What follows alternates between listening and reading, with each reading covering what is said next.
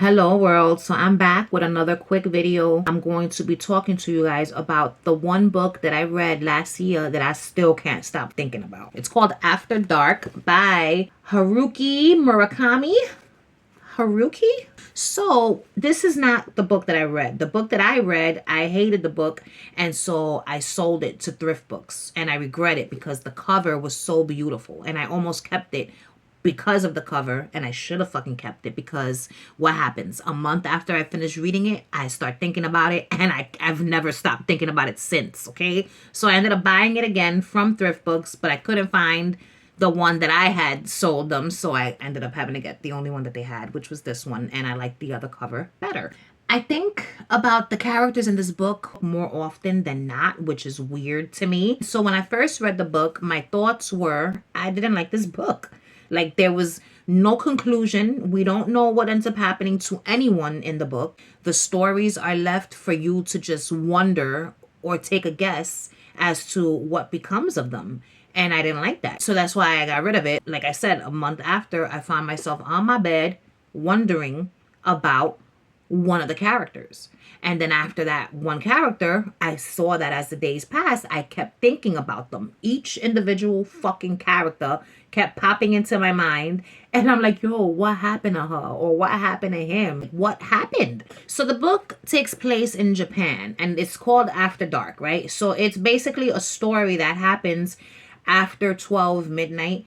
And after 12 midnight, there's no buses. There's no public fucking transportation at this point. And the only way you can get from point A to point B is through a taxi cab. So a lot of people, if they can afford a taxi cab, they just stay like in the city and they just do what they're gonna do. You know what I'm saying? Chill, eat, fuck, whatever the case might be. Because there's like a fucking whorehouse, there's a restaurant, there's all types of shit going on.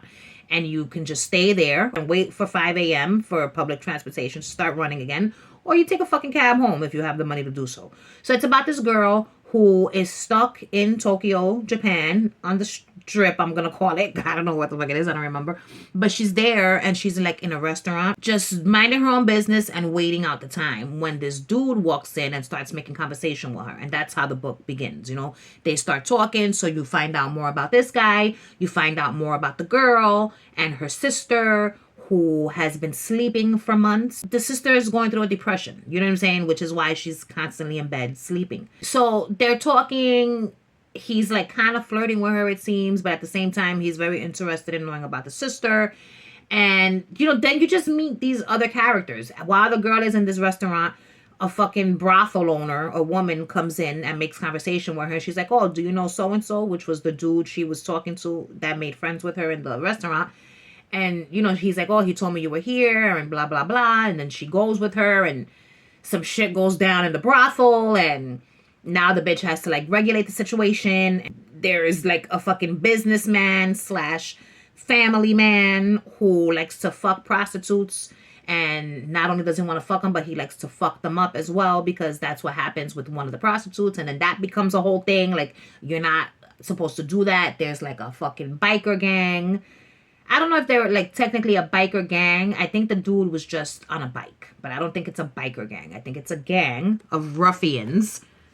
So now you have this gang that comes into the mix because, listen, this is a brothel. You're selling bitches pussies for money, but you ain't about to rough up the women. They call on him for retaliation. So there's just a lot of colorful characters in the book. You know what I'm saying? You have the main character. You have the dude she meets in the restaurant, her sister who's bedbound with depression. You have the madam, the brothel owner, the female brothel owner. You have the businessman slash family man who likes to fuck the prostitutes. And when he doesn't get his way, he wants to beat them up. You know what I'm saying? You've got the gang. The writing style of this book was bugged out. Like surrealism, I think is what they refer to the type of shit that goes on in this book. Because like a lot of the scenes, it's like if someone is watching from above, looking down, like if someone is hovering in the fucking air, looking down at what's being seen and describing the scene that way, or like just floating through walls.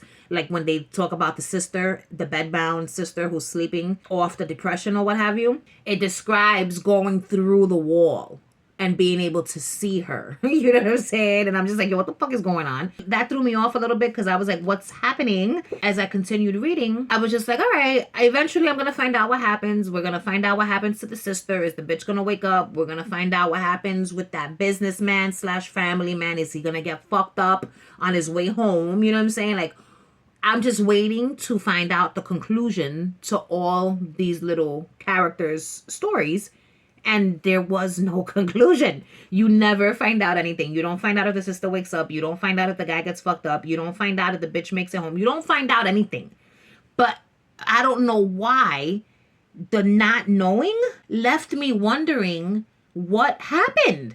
And I'm still wondering, like, till this day, I want to know what the fuck happened to that dude.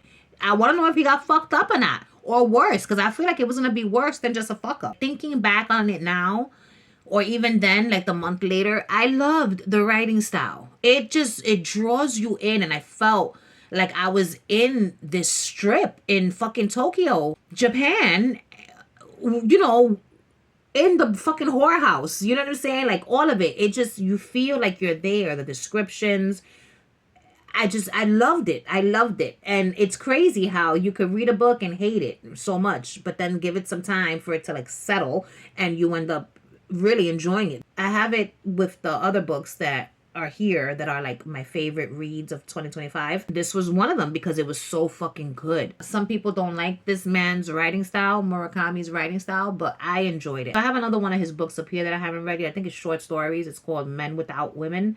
I'm going to read that one at some point. Oh, look, that's him right there. Murakami. So yeah, would I recommend this book for people to read?